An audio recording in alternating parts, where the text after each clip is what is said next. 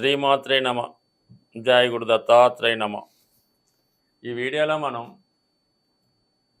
కర్కాటక రాశి వారికి జనవరి 1వ తారీఖు నుంచి మార్చి 31వ తారీఖు మధ్యలో జరగబోయే త్రైమాసిక ఫలితాలు ఏ విధంగా ఉండబోతున్నాయి, ఈ 3 నెలల్లో జాతకుడు ఏ విధంగా జాగ్రత్తలు తీసుకోవాలి అన్న విషయాన్ని ఈ వీడియోలో తెలుసుకుంటూ, మరి ముఖ్యంగా కర్కాటక రాశి వారికి ఈ 3 నెలల్లోనే, అంటే జనవరి టు మార్చి 31 మధ్యలో కొన్ని అద్భుతమైనటువంటి మార్పులు, అదృష్ట యోగాలు లాంటివి రావడం జరుగుతూ ఉంటుంది.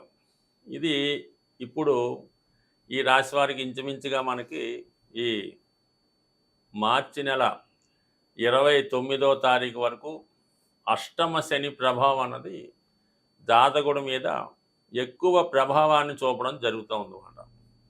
ఇక్కడ అష్టమం అంటే మనకి ఆకస్మికంగా జరిగే కొన్ని సంఘటనలు, అందులో కొన్ని అవమానాలు, అలాగే మనం చెడ్డ పేరు వచ్చే విధంగా కార్యక్రమాలు, ఏదో విధంగా దుష్ప్రచారం చేయడం, చెయ్యని తప్పుకి శిక్ష లాంటిది ఎప్పుడో జరిగిపోయినాయి ఇప్పుడు దాన్ని బయటికి తీసి మిమ్మల్ని ఇబ్బంది పెట్టే ప్రయత్నాలు, మీ యొక్క అభివృద్ధిని చూసి ఓర్వలేని వారు ఏదో విధంగా మిమ్మల్ని డిగ్రేడ్ చేయాలనే ప్రయత్నం చేస్తూ ఉంటారు. అలాగే కొందరు మిమ్మల్ని వారి యొక్క ఆధీనంలో పెట్టుకొని మిమ్మల్ని సబార్డినేట్గా ఉపయోగించుకుంటూ మీ యొక్క తెలివితేటల్ని, మీలో ఉన్నటువంటి విద్వత్తుని ఉపయోగించి వారు దాన్ని క్యాష్ చేసుకోవడం జరుగుతూ ఉంటుంది. అంటే మీ కష్టాన్ని ఇతరులు దోచుకోవడం జరుగుతూ ఉంటుంది. పైపెచ్చి ఏంటంటే మిమ్మల్ని ఒక చేతకాని వాడి కిందో, అసమర్థుడి కిందో, ఎందుకు పనికిరాని వాడి కిందో జమ కట్టి మిమ్మల్ని బయటికి రానివ్వకుండా చేయడం జరుగుతూ ఉంటుంది. అది కొంతకాలంగా మీకు జరుగుతూ మరి ప్రస్తుతం అది ఫైనల్కి రావడం జరిగింది. అంటే ఇంచుమించుగా మనకి మార్చి 29వ తారీఖుతో మీ యొక్క అష్టమ శని ప్రభావం నుంచి బయటపడడం జరుగుతూ ఉంటుంది. 9వ స్థానంలోకి శనిగ్రహ ప్రవేశంతో మీరు సంపూర్ణంగా స్వేచ్ఛాజీవులుగా మారడం జరుగుతూ ఉంటుంది. అంటే కొంతమంది కొన్ని సందర్భాల్లో ఉద్యోగానికో, వాళ్ళలో ఉన్నటువంటి టాలెంటో ఉపయోగించుకోవడానికి ఒక అగ్రిమెంట్ లాంటిది చేసుకొని ఉద్యోగం ఇవ్వడం జరుగుతూ ఉంటుంది అన్నమాట. అంటే వారి ఆ 2-3 సంవత్సరాలు వారి యొక్క సంస్థలోనే పనిచేయాలి, వారు చెప్పిన విధంగా నడుచుకోవాలి, వేరే ఎక్కడ కూడా మీరు పని చేయకూడదు, ఎవరికి సలహాలు ఇవ్వకూడదు అన్న విధంగా ఉంటుంది.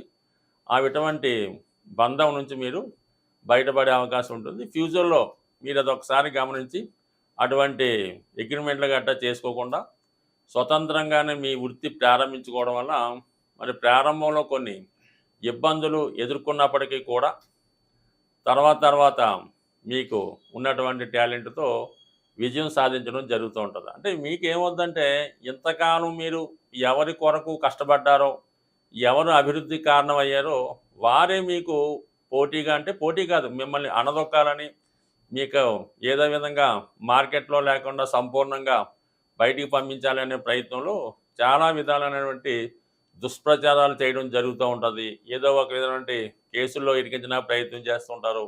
ఏదో ఒక గొడవ సంబంధం లేని గొడవ సృష్టించి దాని మీద సంపూర్ణంగా మీరే కారణం అన్నట్టు మిమ్మల్ని ఇబ్బంది పెట్టే ప్రయత్నాలు చేస్తుంటారు. కాబట్టి బట్ ఏదైనా ఎదిగే ముందు కొన్ని కష్టాలు తప్పవు. కాబట్టి మీరు చాలా వరకు ఓర్పుతో, సహనంతో ఇప్పటి నుంచే మీ యొక్క స్వతంత్ర జీవితాన్ని ప్రారంభిస్తే 100% దాంట్లో సక్సెస్ రావడం జరుగుతూ ఉంటుంది.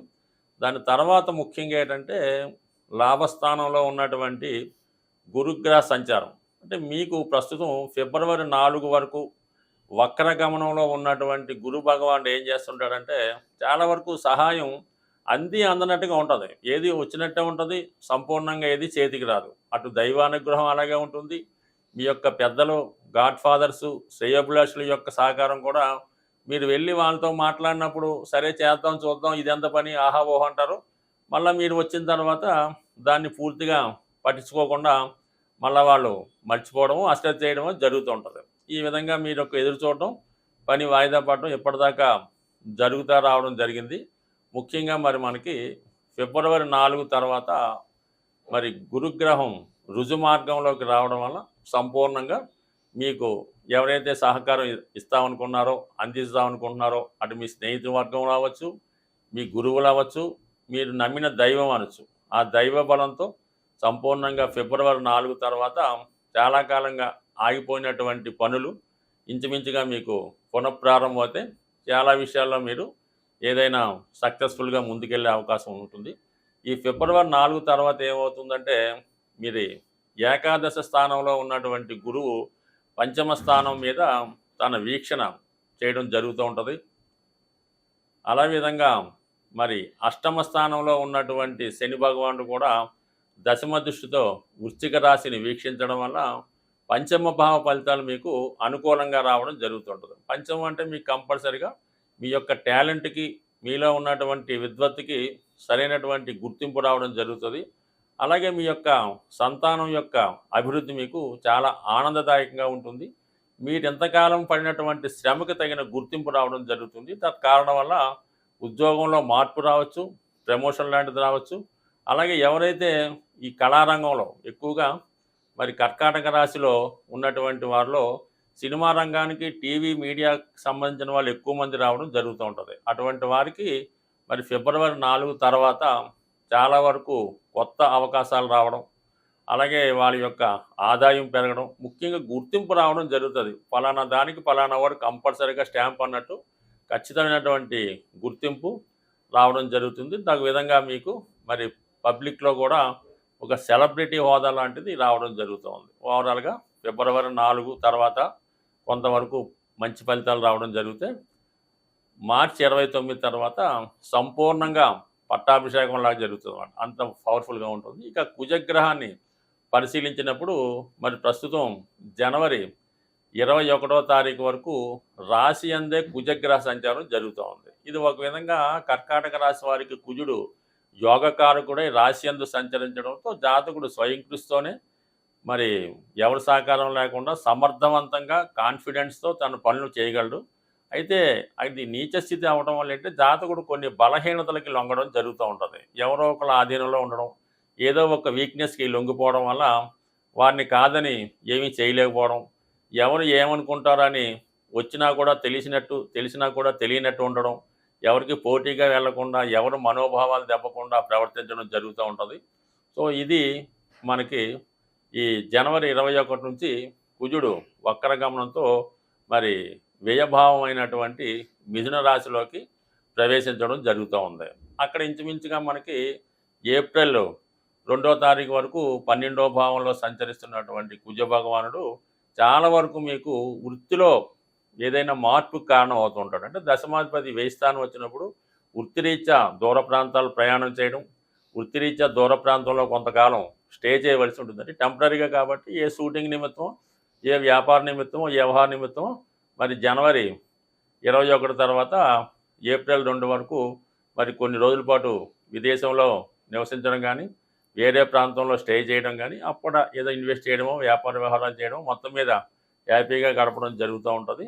సో ఏదేమైనా ఈ సమయంలో మీరు ఏదైనా స్థిరాస్తి కొనుక్కునే ప్రయత్నం ఏమైనా చేస్తే ఈ సమయంలో భూముల మీద, స్థిరాస్తుల మీద పెట్టుబడి పెట్టే అవకాశం ఉంటుంది. కాబట్టి ఆ యాంగిల్లో కూడా మీరు ప్రయత్నిస్తే చాలా వరకు మీకు కుజగ్రహ అనుగ్రహంతో ఈ జనవరి 21 నుంచి ఏప్రిల్ 2వ తారీఖు మధ్యలో ఈ విధమైనటువంటి అభివృద్ధి కనబడుతుంది. ఇది ముఖ్యంగా విద్యార్థులకి, లేదంటే మరి జీవనోపాధి కొరకు ఇతర దేశంగాను వెళ్దాం అనుకున్న వాళ్ళకి, అటువంటి వారు ఏం చేయాలంటే ఈ సమయంలో మీ యొక్క హోదాకి తగ్గట్టుగాను, చదువుకు తగ్గ విధంగాను ఉద్యోగ ప్రయత్నాలు చేసుకోవడం కానీ, ఉన్నత విద్య కొరకు కానీ ఇటువంటి ప్రయత్నాలు చేసుకుంటే 100% మీరు సక్సెస్ సాధించే అవకాశం ఉంది. ముఖ్యంగా ఏదైనా పోటీ పరీక్షల్లో ఉన్నవారు కానీ, ఏదైనా రేపు రాబోయే మెడికల్ ఎంట్రన్స్, ఐఐటి లాంటి గొప్ప పరీక్షల్లో ప్రవేశం కోరుదాం అనుకున్న వాళ్ళకి, ఏదో ఎగ్జామ్స్లో రాద్దాం అనుకుంటే